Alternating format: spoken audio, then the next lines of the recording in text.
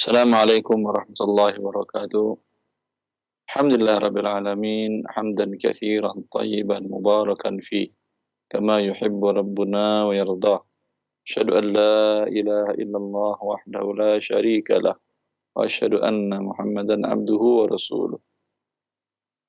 Wa ba'du, ikhwani wa akhwati fillah, kembali kita melanjutkan pembahasan muamalat dari kitab Zadul Mustaqni' Ikhtisarul Muqni' yang masih dalam pembahasan Ihya'ul Mawad, itu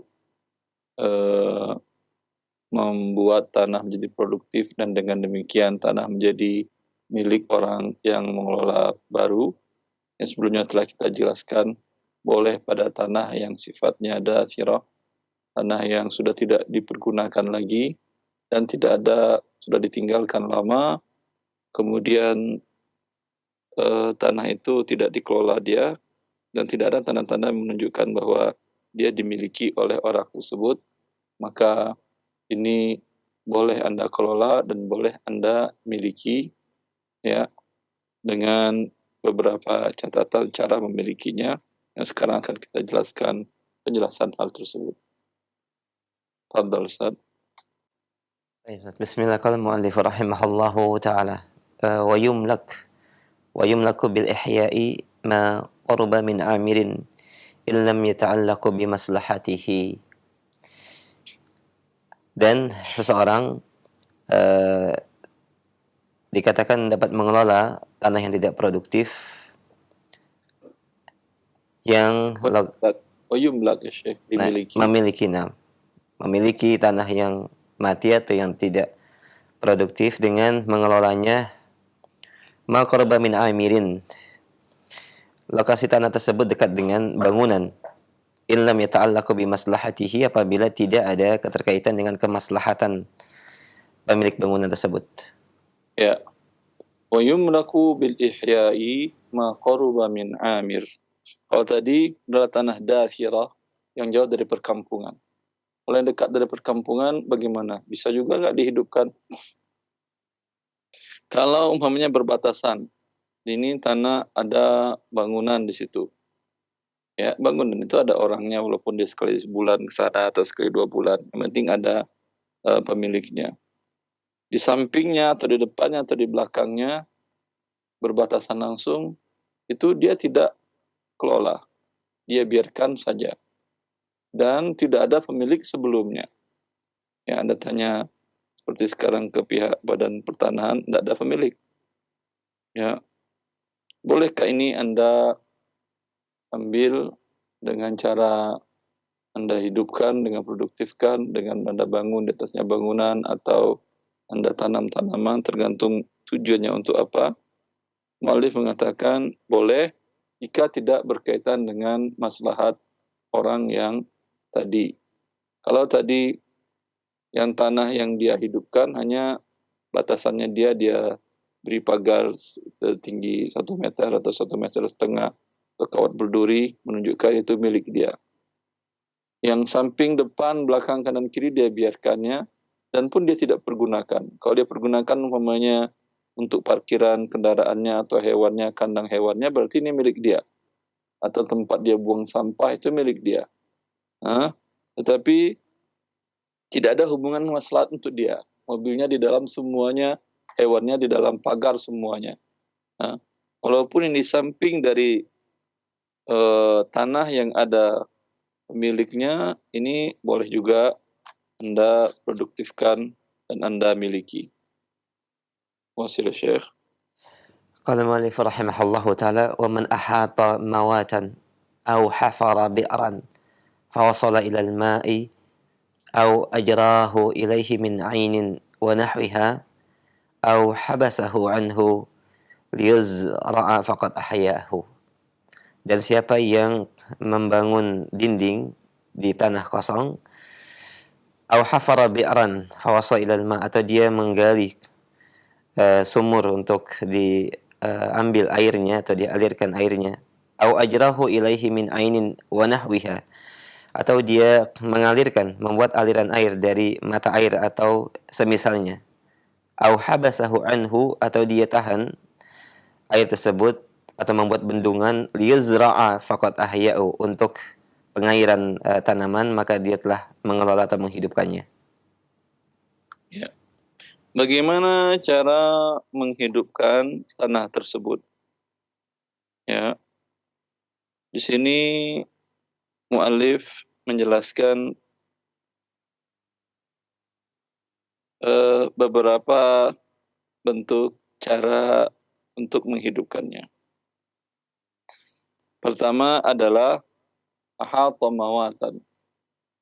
Dia pagar.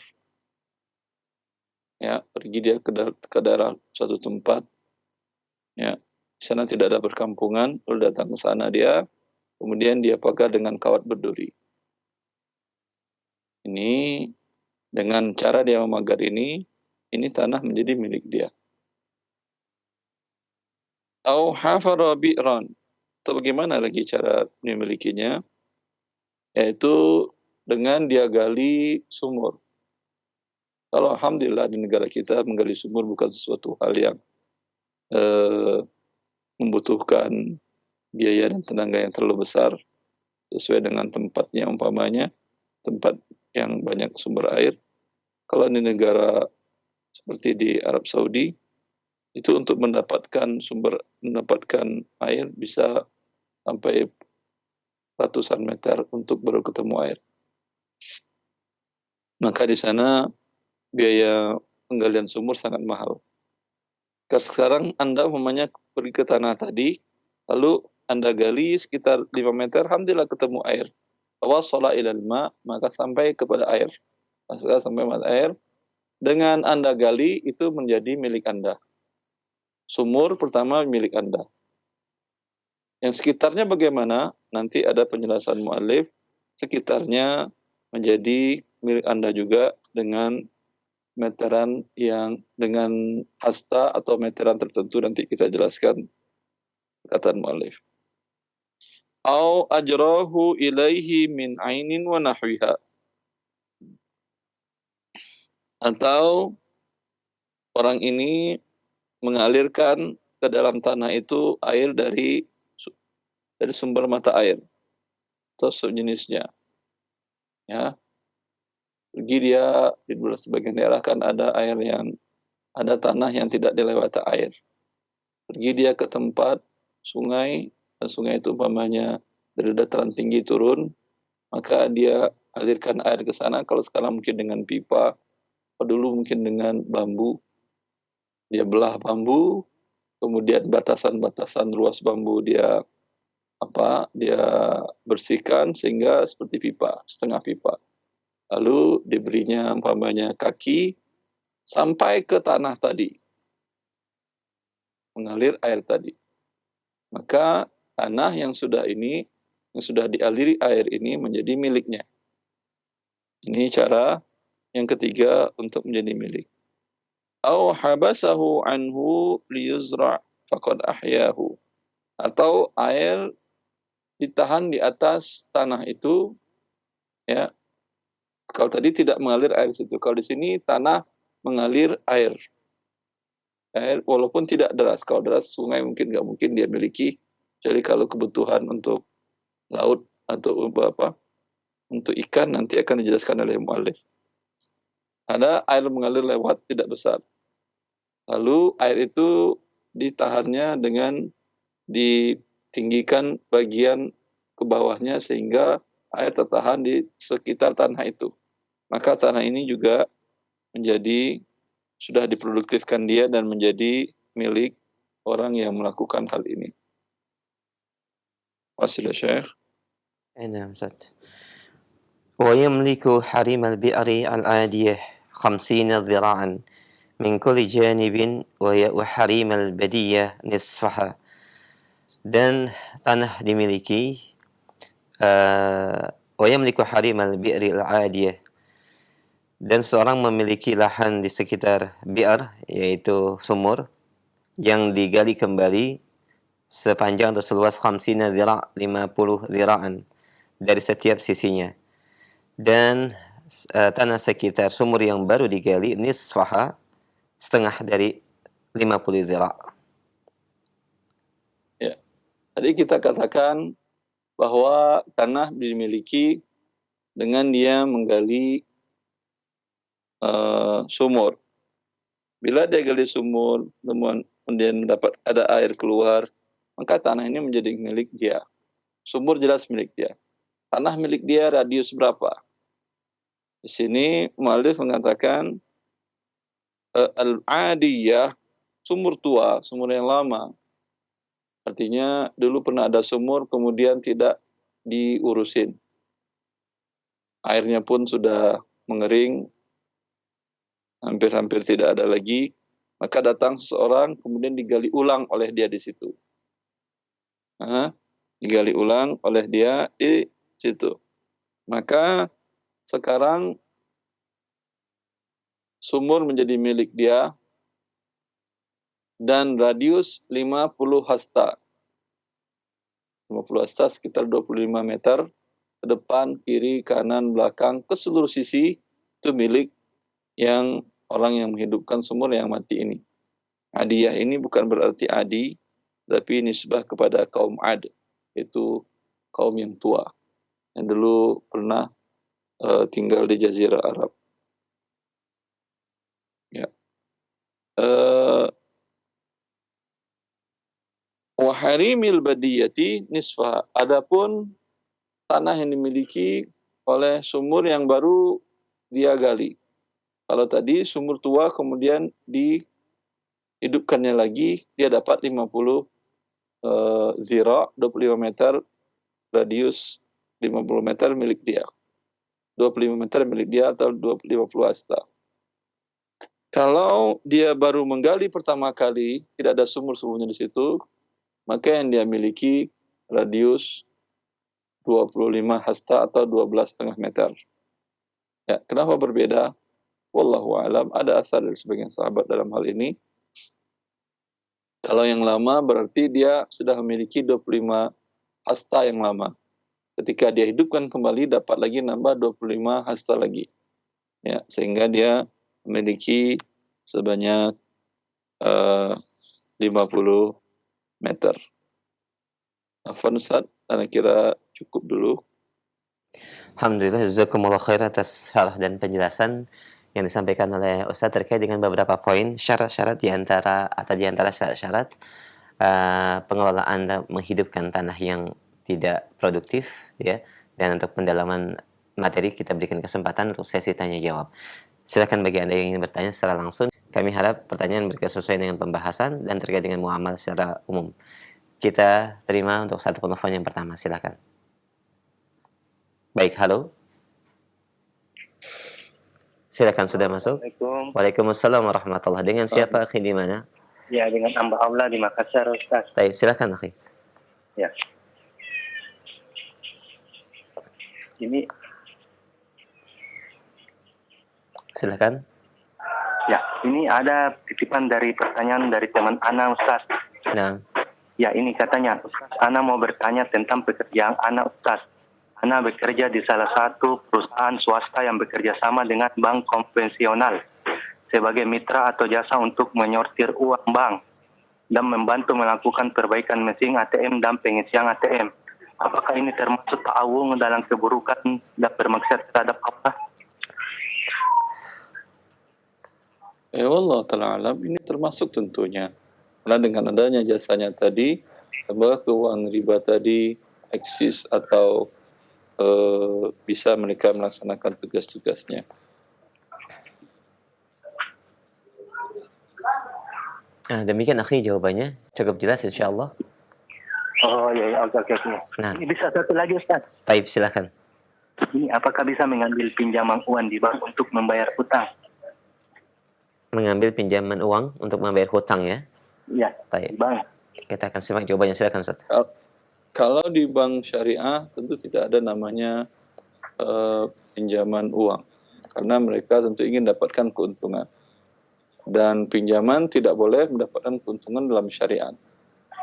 Kalau mereka itu buka produk seperti itu, bisa dipastikan mereka tidak dapat untung, karena kalau dapat untung hukumnya riba. Ya. Maka produk mereka yang biasa hanyalah jual beli. Maka Maka kalau Anda umpamanya datang ke bank konvensional tentu tidak boleh juga. Karena akadnya adalah riba. Yang memungkinkan adalah Anda beli barang orang lain dengan tidak tunai. Kalau ke bank syariah mungkin tidak mungkin karena mereka ada klausul tidak bisa diperjualbelikan sebelum lunas. Anda beli aset orang lain, tanah umpamanya atau apa dengan cara tunai. Ya. Dan tentunya harganya lebih mahal biasanya karena pembayaran Anda mungkin 2 atau 3 tahun. Kemudian Anda jual kepada pihak yang lain dengan harga cash lebih murah dari itu. Umpamanya Anda beli 1,2 miliar dengan cicilan 5 tahun. Kemudian Anda jual dapat 1 miliar cash. Anda bayarlah sebagian hutang, sebagian lagi Anda gunakan untuk keperluan Anda, baik untuk bisnis atau konsumtif dan lainnya. Ini boleh. Ini dinamakan dengan tawarruk namanya. Tapi di bank syariah tentu tidak membolehkan produk ini.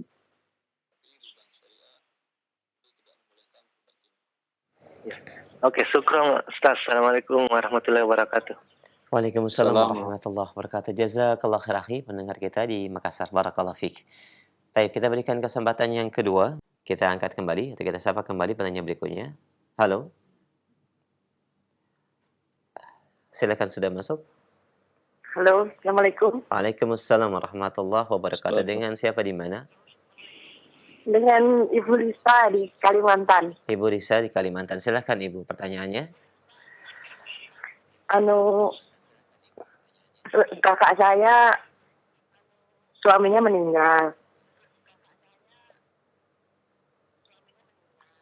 Tapi pada waktu itu kan tidak tahu yang seperti apa bagi warisan atau apa itu.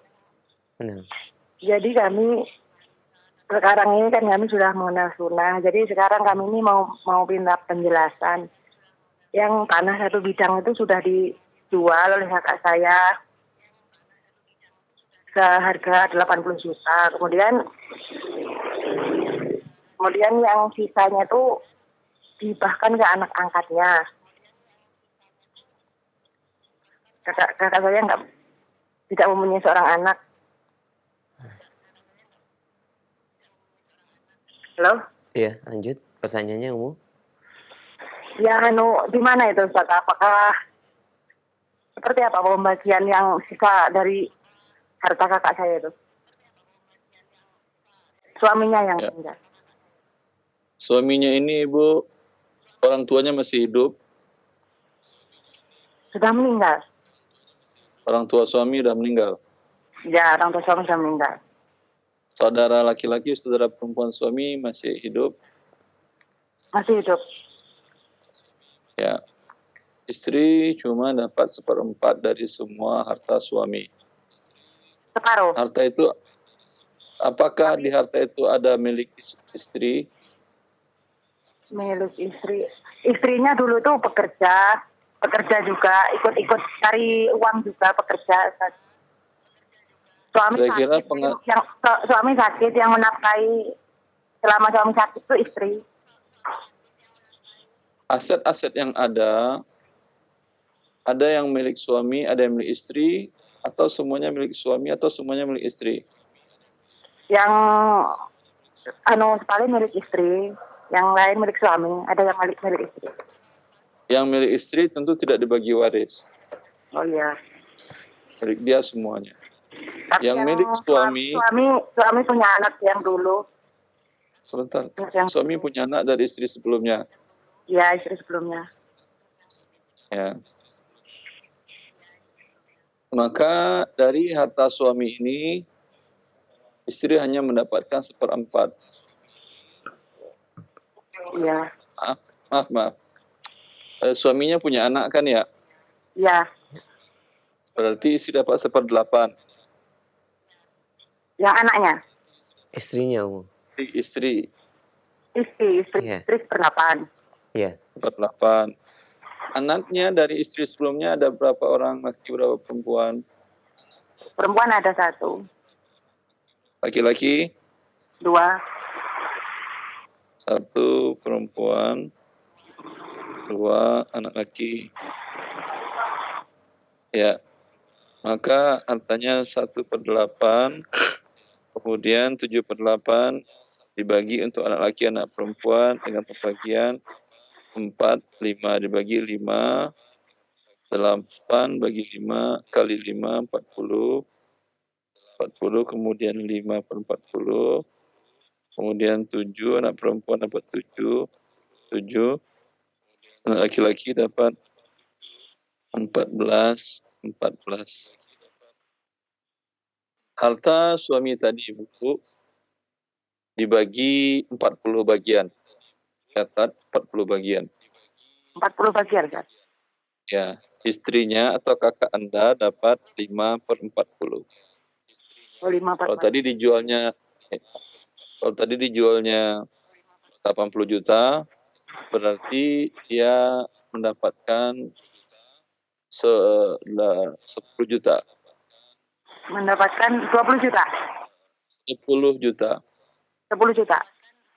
Yang 70 juta bukan hak dia. Oh iya. Yang 70 juta hak anak-anak dari istri sebelumnya. Iya. Anak-anak suami tadi dari istri sebelumnya. Dengan pembagian, anak perempuan dapat 14 juta. Anak perempuan dapat 14 juta. Anak laki-laki dapat 28 juta dari 80 tadi. Iya. Kemudian satu lagi, Ustaz. Saya kan beli emas. Ketika itu kan bulan Sa'ban sudah memasuki nisab. Kemudian sampai sekarang ini hampir 140 gram. Tapi setiap bulan saya beli. Itu di mana hitungan zakat? Apakah yang Emas ini Anda pakai atau hanya Anda simpan? disimpan? Karena Ya, tidak mau menyimpan di bank konvensional. ya. Ada zakatnya, Ibu. Zakatnya apakah semuanya seluruhnya 140 atau yang menyampai nisab bulan Sya'ban itu? Yang sampai Sya'ban nisab tadi, pada bulan Sya'ban Anda keluarkan. Yang lainnya pada 1 haulnya. Tapi Ibu akan jadi bingung nggak jadinya? Yang sampai Sya'ban dikeluarkan yang 65 gram gitu. Yang Sya'ban sudah sampai nisab. Ya, kemudian Berapa? bertambah lagi. Kemudian Anda tambah lagi, setelah itu di bulan apa Anda beli? Setiap bulan, Ustaz. Sampai sekarang yang nabung itu. Karena nabungnya beli emas, nggak di bank. Ya. Yang lebih mudahnya Anda mengeluarkan zakat daripada pusing, ini emas yang ini kapan Anda beli, kan repot kan ya? Ya, Ustaz.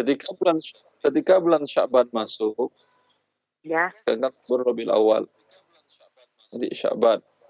Ketika Sya'ban, Anda lihat semua emas Anda berapa gram semuanya. Anda alhamdulillah sampai 200. Ya. Anda keluarkan 5 gram. Ya. 2,5% dari 205 gram. Jelas Ibu, walaupun sebagiannya belum sampai haulnya. Ya. Berarti bulan Sya'ban ini, insya Allah bulan Sya'ban ini ya misalnya tidak ada halangan suatu apapun, harus dikeluarkan yang misalnya 150, semuanya dikeluarkan. Sebaiknya begitu.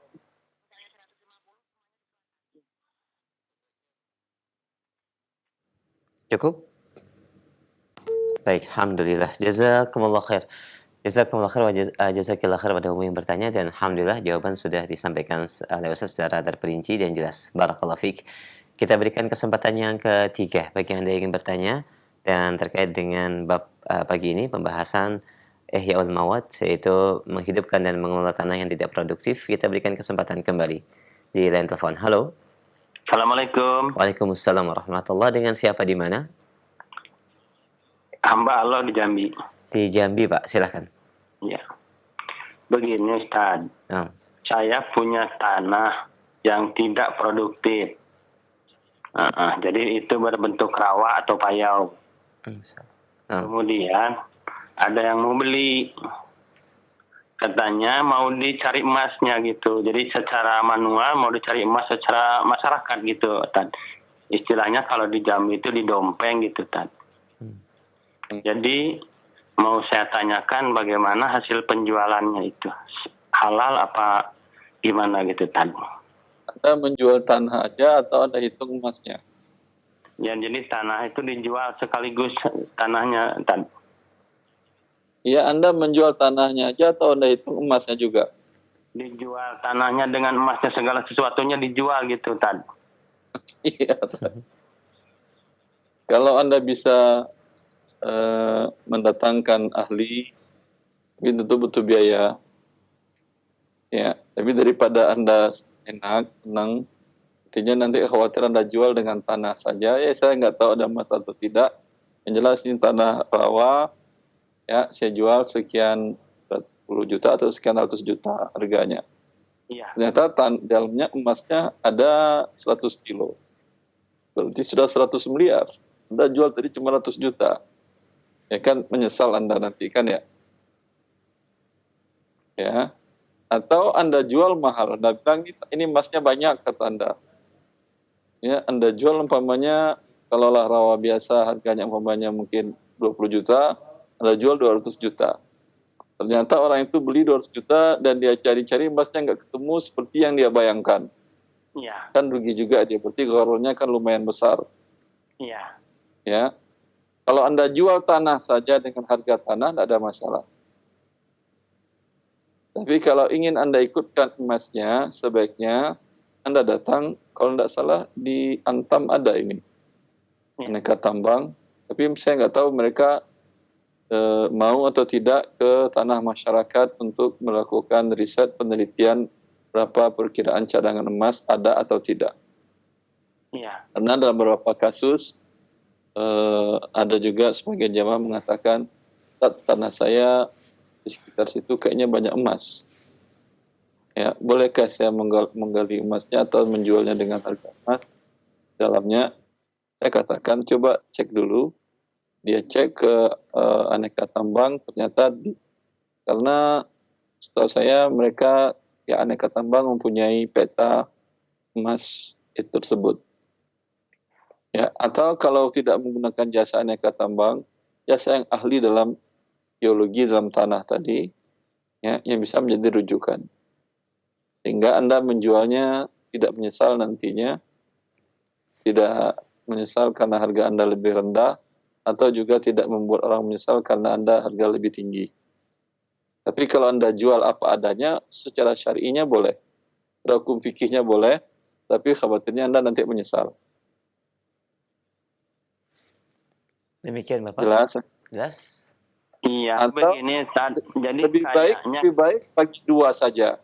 Anda katakan tanah tidak saya jual, silahkan Anda garap, berapa hasilnya, kita bagi untuk kamu 2/3, saya 1/3. Oh gitu. Jadi boleh Ustaz kalau misalnya persentase Ustaz ya. Jadi sekarang begini, kalau dia ditambang sama dia, kemudian misalnya 1 gram dapatnya 1 hari misalnya. Jadi saya ngambil sekian persennya dari 1 gram. Misalnya 10% dari 1 gram gitu. Bisa boleh Tad begitu? Boleh. Boleh Bapak. Ya, ya. Alhamdulillah. Cukup? Terima kasih Rad. Afwan. Ya, nanti Anda buatkanlah waktunya berapa lama dia boleh menambang di situ. Karena kalau nanti selama-lamanya Anda merasa rugi juga. Wah, cuma 10% buat saya. Anda merubah kontrak, dia sudah tidak mau. Anda buat umpamanya selama 6 bulan dengan pembagian 10% untuk pemilik tanah. Setelah 6 bulan, nanti Anda lihat lagi umpamanya akadnya. Kalau menurut Anda ingin lebih besar, Anda boleh merubahnya. Atau Anda ingin memutuskannya, Anda sendiri yang mengelolanya juga boleh. Ya, akan tetapi lebih baiknya tentu dalam hal ini Anda bekerja sama dengan pihak resmi yang ditunjuk oleh negara. Dalam ini adalah Aneka Tambang, yaitu badan yang mengelola emas di negara kita. Karena khawatir menyebabkan dampak kepada lingkungan. Di beberapa daerah di negara kita di Jawa Barat ada tambang tersebut yang dilakukan oleh masyarakat ketika hujan turun dengan curah yang tinggi, itu kan lubang-lubangnya otomatis banyak di dalam tanah itu lubang-lubang. Ketika air banyak curah hujan, lubang-lubang itu diisi air, yang di atas itu tenggelam tanah masyarakat, rumah masyarakat. Kan orang nggak tahu, Anda bisa jadi mencari emasnya ke bawah rumah orang di dalam tanah tersebut. Ya, untuk menghindari ini itu lebih baik. Memang Anda orang-orang mendapatkan, kecuali tambang itu hanya di permukaan saja, tidak sampai ke dalam. Anda syaratkanlah umpamanya dengan yang nambang tadi tidak boleh menggali lebih dari 3 meter atau 2 meter umpamanya. Ya, sehingga tidak menyebabkan kerusakan, menyebabkan musibah kepada orang tetangga lainnya. Tentu dalam hal ini kalau Anda lakukan itu Anda sudah berdosa juga. Wallahu a'lam. Ini kalian hanya 3 meter paling dalam, Tad. Kemudian ini tidak resmi, artinya kan manual masyarakat, Tad. Jadi tidak resmi ini, Tad. Ya, itu contoh saya 3 meter. Mungkin 3 meter juga tidak bagus, tergantung lah. Iya. Kalau Anda katakan tidak boleh menggali sama sekali, maksimal kalaupun menggali 1 meter, umpamanya. Ya, sehingga yang diambil hanya di permukaan saja. Ya. Ya. Semoga itu tidak membuat kerusakan. Nah, Bapak, demikian. Cukup jelas? Jelas, Ustaz. Makasih banyak. Alhamdulillah. Afwan wa jazakallah khair, Pak. Pendengar kita di Jambi, dan alhamdulillah sudah terjawab pertanyaannya dengan jelas. Barakallahu fiik. Kita masih berikan kesempatan pertanyaan via telepon. Kita angkat kembali. Halo. Ya, silakan, sudah masuk. Halo. Assalamualaikum. Waalaikumsalam warahmatullah. Dengan siapa Bapak, di mana? Dengan Ahmad dari Bogor. Pak Ahmad, silahkan Pak. Assalamualaikum Ustaz. Barakallahu fiik. Assalamualaikum warahmatullahi wabarakatuh. Begini Ustaz, orang tua saya suatu tahun 2000-an itu meminjamkan uangnya sebesar 16 juta kepada adiknya untuk pembayaran rumah. Nah, kemudian sampai sekarang ternyata si adik itu belum bisa melunasi pinjaman tersebut. Baik, kemudian orang tua saya berinisiatif untuk menagihkannya dengan cara meminta sertifikat rumahnya dipegang oleh saya dengan harapan utangnya yang 16 juta itu dianggap lunas. Namun sertifikat dipegang, nanti apabila sewaktu-waktu harus dijual atau bisa dijual, maka akan dijual dengan harga sekarang, baru kemudian dibagikan. Saya mohon nasihatnya, bagaimana cara perhitungannya untuk utang yang 16 juta itu di tahun 2000, kemudian dengan ditagihkan dengan harga rumah yang akan dijual untuk tahun 2020. Demikian Ustaz. Ya, Allah barik. Utangnya kan rupiah, bukan rumah. Iya, rupiah, betul Ustaz. Ya, kan utangnya bukan rumah, kan ya, rupiah. Betul. Kecuali utangnya ke rumah. Ya, cuman ini surat dipegang hanya untuk jaminan. Ya. Kalau qadarullah tidak membayar, dijualkan. Cuman yang diambil dari 16 juta adalah rupiah. Cuman dilihat ketika tadi diambil atau dia bayar 16 juta di tahun 2000. Itu dapat emas berapa? Baik. Tahun 2000 emas per gramnya berapa? Baik. Anggap mamanya 100.000 umpamanya ya. Baik. Berarti 16 juta sebanyak 160 gram. 160 gram, baik. 160 gram. Kalau sekarang mamanya, qadarullah, mamanya meninggal, itu yang punya rumah. Ya. Anda jualkanlah tanahnya tadi. Ya, tapi kalau Anda tidak ada ahli waris, tidak bisa menjualkan. Harusnya Anda buat minta juga surat kuasa untuk menjualkan bila terjadi websitasi. Baik. Kalau dia setuju, umpamanya dijualkan kalau dia masih hidup. Baik. Terjual tanah tadi umpamanya 200 juta. Baik. Berapa yang harus dia bayar kepada keluarga Anda, orang tua Anda? Baik. Jadi kita katakan kan 160 gram. Betul. Ya, bayarkanlah 160 gram emas sekarang. Berarti kalau ingin dirupiahkan sekitar 160 juta. Halal itu. Nah, sisanya untuk ahli warisnya, bila ada. Ya iya, sisanya untuk milik dia kan. Baik. Syukur Ustaz. Alhamdulillah. Baik, barakallahu fiik Pak Ahmad. Waalaikumsalam warahmatullahi wabarakatuh. Jazakallah khair. Pak Ahmad, jadi bagus sudah terjawab pertanyaannya oleh Ustaz. Barakallahu fiik. Kami masih angkat pertanyaan via telepon, dan bagian yang baru bergabung dalam pembahasan mengelola tanah yang tidak produktif, persyaratan-persyaratan tadi dijelaskan oleh Ustadz, dan bagi Anda yang bertanya terkait dengan bab ini kita berikan kesempatan. Halo? Silakan, sudah masuk? Assalamualaikum. Waalaikumsalam warahmatullahi. Dengan siapa Bapak di mana? Perkenalkan Pak, nama saya Sukti Ahmad, saya dari Pasaman, Sumatera Barat. Pak Supriyatman ya? Pak Sukti Ahmad. Taib. Silakan Pak. Barakallah. Silakan. Dan mohon maaf sebelumnya dikecilkan dulu volume suara TV atau radionya, ada feedback. Baik Pak, baik. Ini Pak, saya mau bertanya yang mengganjal di hati saya selama 3 bulan terakhir ini tentang, halo Pak? Ya, silakan Pak. Tentang bagaimana hukumnya umumnya pada jual beli hasil bumi, tengkulak jagung di sekitar di daerah saya. Yang saya ingin tanyakan Pak, bagaimana hukumnya memotong timbangan jagung basah atau refaksi jagung? Bagaimana hukumnya memotong timbangan jagung basah refaksi sebanyak 10% kepada jagung petani tanpa setahu petani? Potongan apa arti memotong timbangan itu? Bagaimana bentuknya ini? Seperti ini. Anda punya jagung, terus? Seperti ini, jagung petani yang basah belum dijemur, dirontok, terus dipotong 10%. Yang potongan 10% ini artinya di situ ada kadar air, di situ ada biji mati, di situ ada sampah-sampah lain. Jadi permasalahan yang saya tanyakan yang mengganjal di hati itu potongan tersebut tanpa diketahui oleh petani. Karena kalau misalnya diketahui petani, bisa jadi petaninya tidak mau jual. Itu yang maksudnya kan Pak. Yang kedua, Anda sebagai agen yang membeli atau sebagai yang menjual petani? Saya sebagai pembeli Pak. Saya sebagai pembeli. Jadi langkah Anda katakan jangan potong-potong.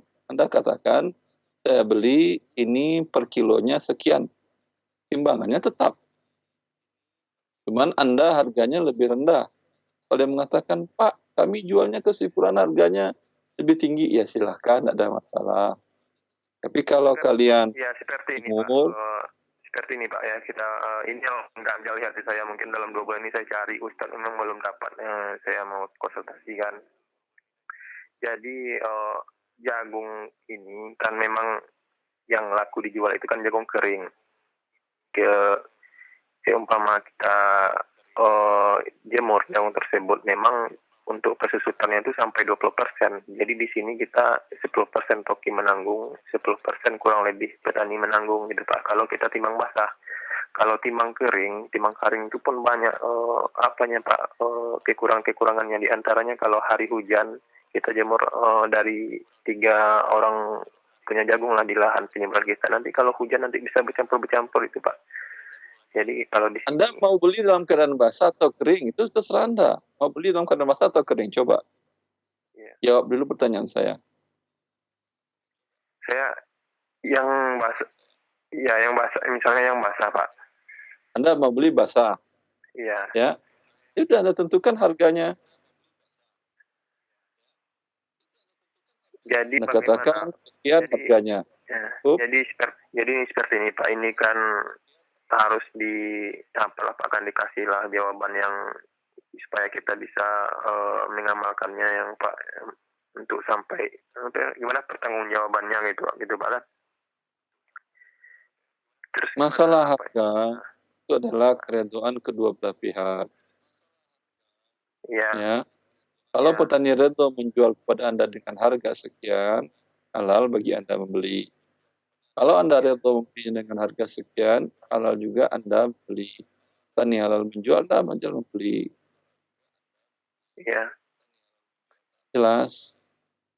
Pertanyaannya Pak, satu lagi, kalau misalnya tadi jagung basah tersebut dibilang misalnya penjelasan ke petani, ini jagung ini basah dirontok, ini potongannya 10%, itu petaninya tidak tahu Pak.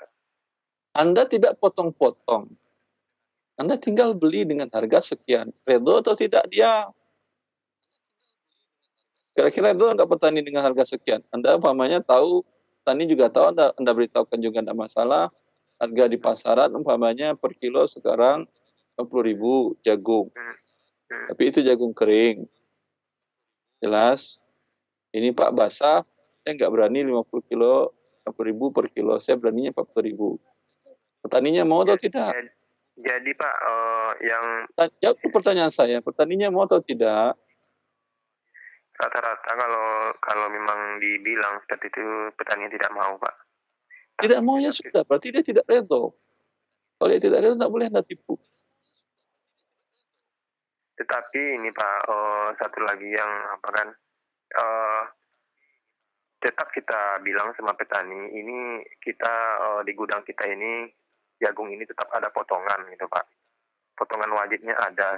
Kita bilang sama petani, karena ini ada biji matinya, ada sampahnya, ada tongkol-tongkol yang pecah dimasuk dalam timbangan. Tetap kita petaninya tahu ada potongan Pak, tapi yang 10% ini petani tidak tahu gitu Pak. Yang penting redho saling redho. Jelas? Gimana Pak? Yang penting petani redho menjualnya, Anda redho, tidak ada masalah. Kalau tidak saling redho, tidak boleh. Ini petaninya ridho menjual Pak, ridho, tapi petani tidak tahu potongan jagungnya dipotong 10%. Ini Pak yang iya, berarti kan Anda beli lebih murah 10% kan? Halo Pak. Anda membelinya kan lebih murah 10% atau tidak? Membelinya harganya tinggi Pak. Tinggi, tadi Anda potong 10%. Enggak, misalnya gini, jagung Bapak misalnya jagung basah umur 4 bulan. Jadi, misalnya jagung Bapak 1 ton kan.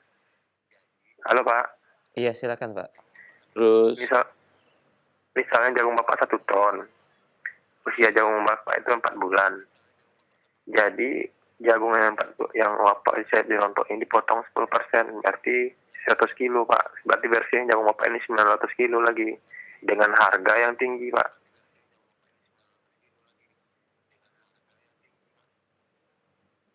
Kesalahan Anda, kesalahan menjualnya, kenapa dengan Anda katakan 100 kilo, dia 100 kilo, padahal dia 1 ton. Ini tidak boleh menggunakan timbangan. Karena perbandingannya ini Pak, karena yang 10% ini daripada petani menjemur jagung kering di lokasi rumahnya, kita potong aja yang kesusutan yang itu Pak, gitu, kadar airnya, biji matinya, sampah dan lain-lainnya. Dan untuk kecepatannya kalau timbang basah ini cepat Pak, gitu. Iya, ini kan masalahnya masalah harga. Ya atau tidak? Anda kan tidak redho membelinya dengan harga pasar yang berlaku jagung kering. Akhirnya disimak dulu jawabannya, jangan dipotong jawaban Ustadz, disimak dulu ya. Dan ini mungkin penjelasan terakhir. Silakan Ustadz. Ini artinya Anda kan tidak mau membeli harga jagung basah itu dengan harga jagung kering. Memang pedagang begitu, dan halal atau tidak halal. Cuman caranya jangan dengan mengurangi timbangannya. Anda mengatakan jagung Anda 1 ton, tapi karena kondisi basah, saya tidak berani beli. Kalau jagung umumnya 100 kilo, saya beli kalau sudah bagus. Sudah tidak ada yang rusak, semuanya jagung bagus, saya beli 100.000 per kilo. Tapi karena kondisi ini basah, itu pengolahan lagi, saya hanya berani 90.000 per kilo. 1 ton berarti sekian juta umpamanya. Kalau Bapak mau jual ke saya beli. Kalau Bapak keberatan silahkan Bapak jual ke pedagang yang lain. Kalau dia mau, kata dia, daripada saya, kalau enggak, Bapak keringkan dulu, Bapak bersihkan dulu, nanti kalau sudah bagus, saya beli dengan harga seperti itu, maka dia ridho, tidak ada masalah. Saya kira jawabannya sudah jelas. Nah, Ustaz. Lalu. Baik, jazakumullah khair, Ustaz. Dan demikian, akhi, di Pasaman. Semoga ini menjadi jawabannya bermanfaat dan sebagai solusi dari apa yang sampai pertanyakan. Baik, barakallahu fiik wa jazakallahu khair. Nah, kami angkat selanjutnya pertanyaan dari pesan singkat, Ustaz. Assalamualaikum warahmatullahi wabarakatuh. Ustaz, saya memiliki tabungan di bank konvensional, di mana tabungan ini ada proteksi asuransi jiwa dan tidak boleh diambil selama 8 tahun.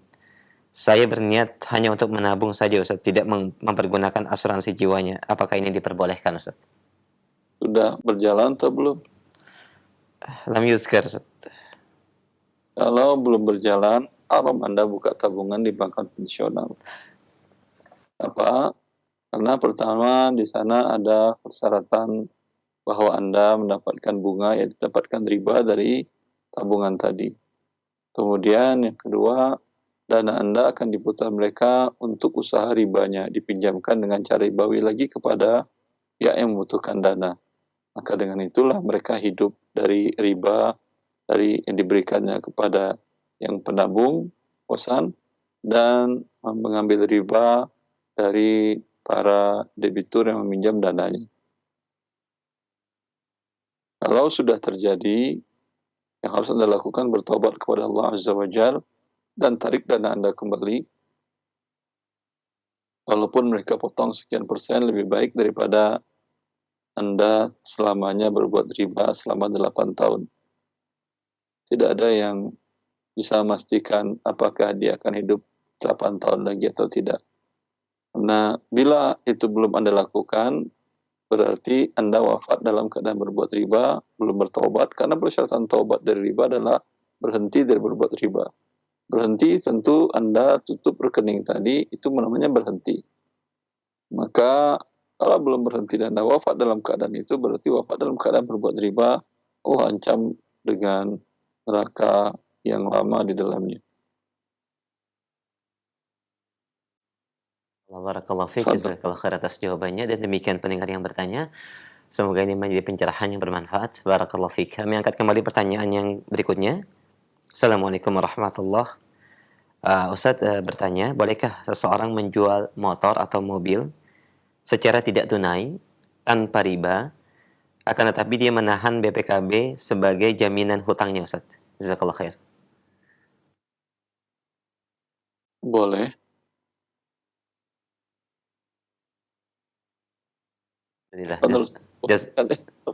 Nah, Ustaz, jazakallahu khair. Barakallahu fiik.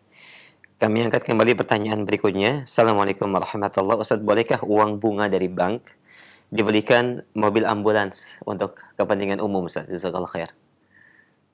Boleh dengan syarat dia sudah tutup rekening di bank ribanya.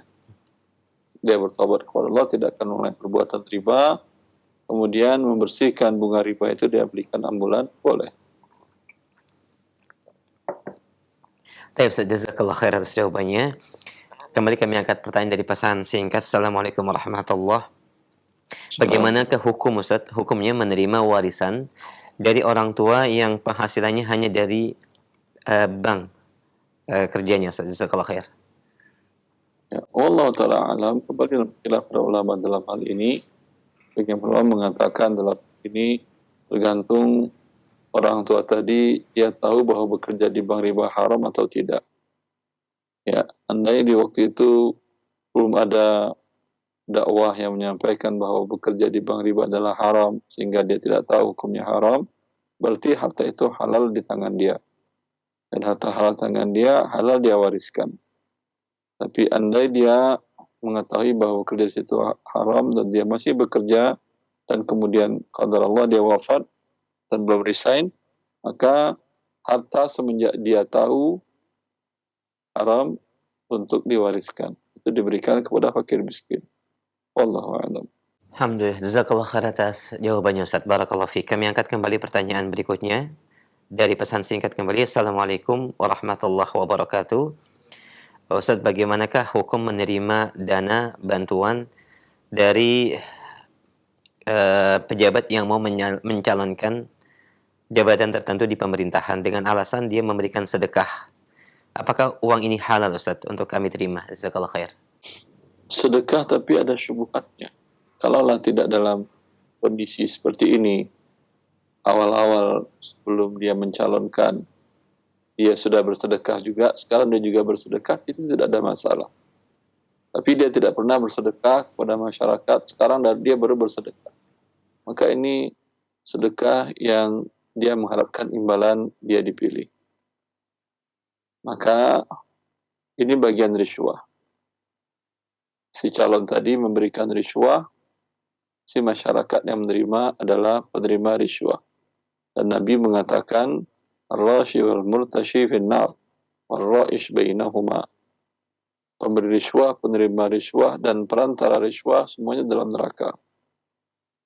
Calon tadi diancam neraka oleh Allah, kemudian partai perantaranya atau tim suksesnya juga diancam neraka, rakyat yang menerimanya juga diancam neraka. Suatu kerugian dengan sejumlah uang kecil uangnya, kemudian sembako yang tidak berapa nilainya, ya, kemudian Anda mendapatkan neraka. Sebaiknya tolak, jangan diterima. Nah, baik Ustaz, alhamdulillah, jazakallah khair atas jawaban dan pencerahannya. Demikian pendengar yang bertanya. Barakallahu fiik. Kami angkat kembali pertanyaan selanjutnya dari pesan singkat. Assalamualaikum warahmatullahi wabarakatuh. Ustaz, saya bekerja di instansi Dispenda. Setiap 3 bulan saya menerima uang insentif yang diambil dari upah pungut pajak kendaraan bermotor, Ustaz. Bagaimanakah status uang tersebut? Jazakallah khair. Wallahu ta'ala alam. Ya, kalau pajak kendaraan bermotor itu ada imbalannya, ya, maka hukumnya dibolehkan. Apa maksud imbalannya di sini? Sebagian negara, pajak kendaraan bermotor itu tujuannya adalah disalurkan oleh pemerintahan daerahnya untuk maslahat umum, seperti untuk jalan atau untuk sampah, untuk biaya itu semuanya. Maka ini tentu ada imbalan. Tapi kalau hanya untuk pemasukan negara yang tidak ada imbalan yang bersifat langsung, maka ini termasuk pajak yang tidak dibenarkan dalam Islam, ya. Maka dalam hal ini tentu bekerja di bagian itu tidak dibenarkan dan tidak dibolehkan, dan begitu juga mendapatkan insentifnya. Nah, Ustaz, Masya Allah, barakallahu fiik, jazakallah khair atas jawabannya, Ustaz. Kami angkat kembali pertanyaan dari pesan singkat. Assalamualaikum warahmatullahi wabarakatuh, dari hamba Allah di Bekasi. Beliau bertanya, saya dan kawan-kawan mau mengumpulkan donasi untuk yayasan yang berisi penderita gangguan jiwa. Apakah boleh menggunakan platform seperti Kitabisa.com, di mana uang donatur akan dipotong kurang lebih 10% untuk mereka, Ustaz? Karena kami menggunakan fasilitas website dan teknologi yang mereka miliki. Bagaimana hukumnya dalam syariat Islam? Jazakallah khair. Kalau dalam syariat Islam, asal Anda sampaikan kepada mereka, setiap orang yang mendonasi, bahwa Anda deklarkan kami akan potong. Berarti mereka sudah tahu bahwa dananya tidak semuanya untuk pahala mereka. Sebagian tidak ada pahalanya karena adalah upah. Upah kan jual beli jasa. Ya, yaitu sebanyak 10%. Kalau dia nyumbang 1 juta, berarti hakikatnya dia nyumbang cuma 100.000. Kalau dia tahu, kemasalnya boleh. Tapi tentu dalam hal ini tidak bijak kalau hanya melihat dari sisi syar'inya juga. Ya, yang penting dalam hal ini adalah mengurus wadahnya, mengurus perizinannya kepada Kementerian Sosial dan kementerian yang terkait dalam hal ini, karena ini diatur oleh negara. Dan ini bagian dari kewajiban untuk mentaati pemerintah dalam hal ini. Wallahu a'lam.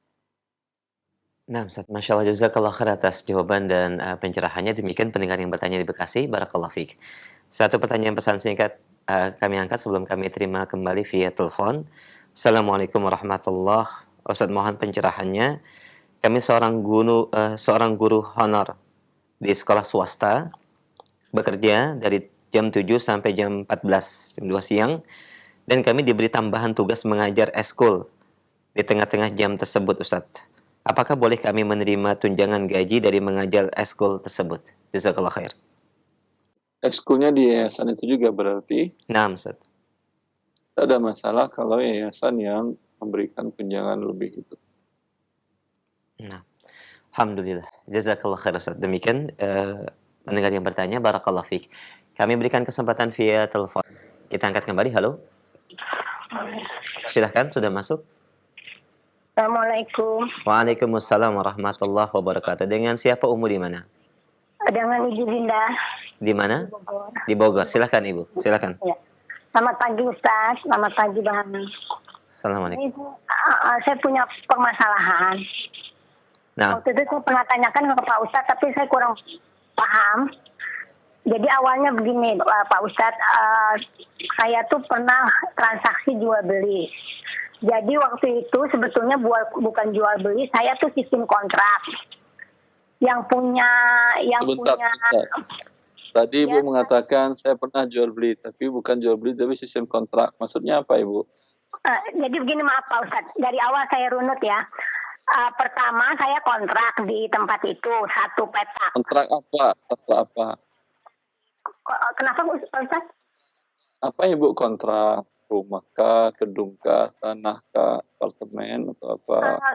Kayak semacam ruko kok, tapi saya di lantai bawahnya. Anda kontrak ruko di lantai bawah, terus? Ya. Itu awal saya bayar per bulan. Anda bayar per bulan, terus? Kemudian orang tersebut butuh uang. Orang siapa yang butuh uang? Yang punya ruko itu Pak Ustadz. Yang punya ruko bawah? Iya, itu lantai atas bawah sebetulnya, tapi saya kontrak di bawahnya aja yang punya 1 orang. Terus? Nah, pada saat dia membutuhkan uang, dia niat menjual. Menjual, terus? Pada saat menjual, kita udah deal harga sekian. Dia niat menjual, terus dari mana muncul dealnya? Dia kan baru niat menjual. Jadi karena awalnya dia butuh uang, terus dia akhirnya tawarkan ruko itu dengan harga 100. 100. Lalu Anda beli atau Anda diamkan saja? Nah, kita udah deal angka 100. Deal itu Anda beli atau? Beli. Anda beli, ya udah. Ya. Sampaikan Anda beli, saya beli dengan harga 100 kesepakatan. Ya. Terus?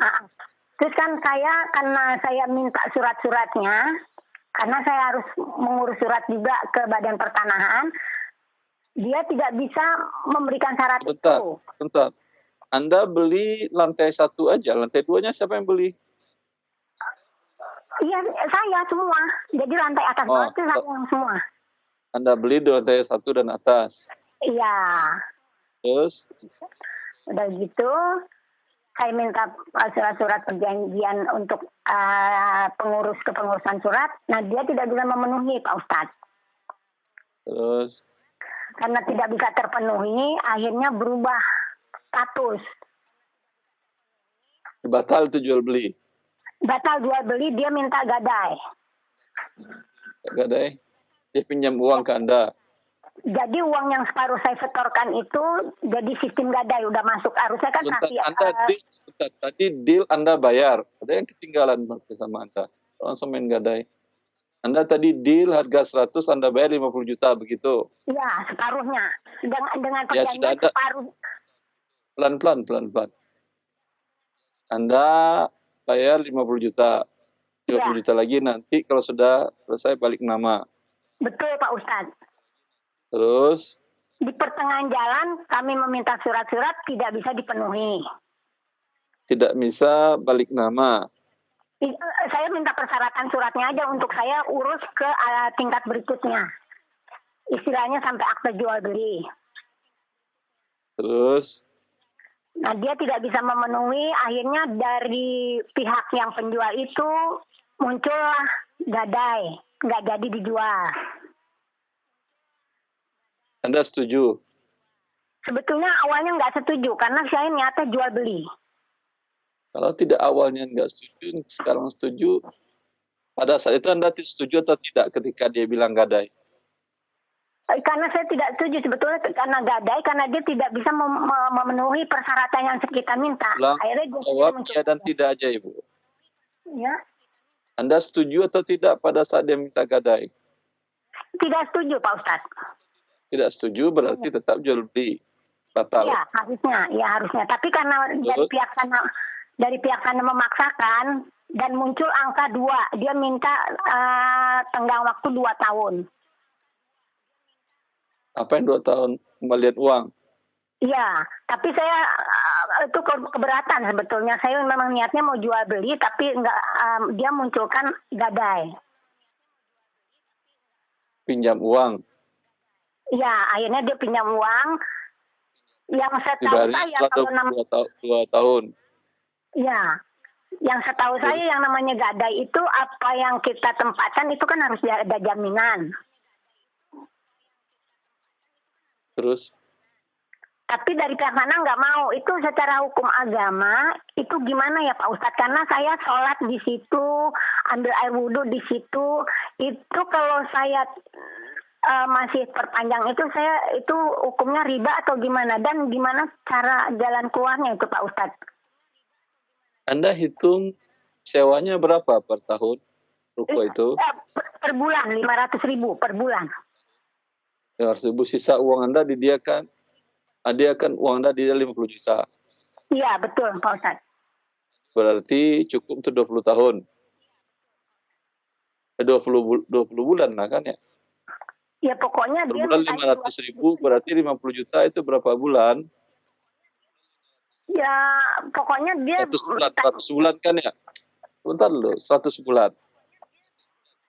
Ya, 100 bulan. Berarti Anda konversikan aja, saya sewa punya kamu 100 bulan. Justru yang saya pertanyakan itu, yang saya dudukin itu, saya hitungannya riba atau bagaimana Pak Ustadz? Kalau Anda sudah sewa, ada ribanya. Iya, jadi karena uang saya sudah masuk 50 juta, yang harusnya saya kan setiap bulan saya harus bayar. Ini saya nggak bayar karena uang saya yang masuk separuh itu, Pak Ustadz. Ya, Anda kurangi uang Anda. Paham, Ibu? Ya, saya kurang paham. Memang maksud saya ini saya kan lagi pelan-pelan. Sekarang kan Anda bayar per bulan 500.000. Iya, harusnya. Yes. Ya, bulan depan katakan uang saya tinggal di kamu 49.500.000. Oh, enggak jelas. Sistem begitu Pak Ustadz. Enggak sistem begitu. Dengar dulu, tapi mau yang halal. Mau yang halal begitu caranya, Ibu. Jelas, nanti di bulan selanjutnya Anda katakan lagi uang Anda, saya tinggal di Anda 49 juta. Nanti ketika dia punya uang yang dia kembalikan, lihatlah pada waktu itu. Anda sudah berkurang 10 juta, berarti tinggal dia kembalikan kepada Anda 40 juta. Seperti itu halalnya, Ibu. Tapi ucapan dari si pemilik ruko itu nggak begitu Pak Ustadz. Jadi selama uang saya belum dibayar sama mereka, itu saya nggak dikenakan biaya kontrak Pak Ustadz. Perjanjiannya begitu. Itu yang riba. Kan Ibu mau yang halal, mau yang riba. Iya, maksud saya begitu, maunya yang halal. Karena saya percuma saya sholat. Kalau yang halal, tadi sepakati dengan dia seperti itu. Oh iya Pak Ustadz. Oh iya. Nah, bisa dirubah lagi mungkin akadnya Bu, sesuai dengan ketentuan yang syar'i yang dijelaskan oleh Ustadz. Demikian ya Bu ya. Oh iya, terima kasih Pak Ustadz jawabannya. Terima kasih banyak. Alhamdulillah. Ya udah, assalamualaikum warahmatullahi wabarakatuh. Terima kasih penjelasannya. Alhamdulillah. Barakallahu fiik wa jazakillah khair Bu. Mudah-mudahan menjadi solusi yang bermanfaat dan Ibu terhindar dari riba yang diharamkan Allah Subhanahu wa taala. Demikian, dan mungkin ini menjadi pertanyaan kami terakhir di pagi ini kepada Ustaz Ikhtitam. Silakan Ustaz. Alhamdulillah, kehidupan kita kaum muslimin selalu dibimbing dengan syariat Allah Azza wa Jalla. Dan untuk itu memang kasus dalam ini agak repot. Ada dari pasangan ada ibu tadi dari luar, ada teman-teman yang lain, ya. Maka terkadang kita berusaha dulu memahami bagaimana syariat. Tentu apa yang sudah terlanjur dilakukan yang tidak sesuai dengan syariat tentu ada konsekuensi. Kita sebagai seorang muslim, yang berarti muslim itu adalah tunduk, dia akan tunduk dengan syariat Allah, konsekuensinya. Ya. Semoga kita selalu dengan perintah Allah dan Rasulnya yang ini mengantarkan kita kepada kebahagiaan dunia dan akhirat. Allahu taufiq. Sallallahu alaihi Muhammad wa alihi wa sahbihi wasallam. Assalamualaikum warahmatullahi wabarakatuh.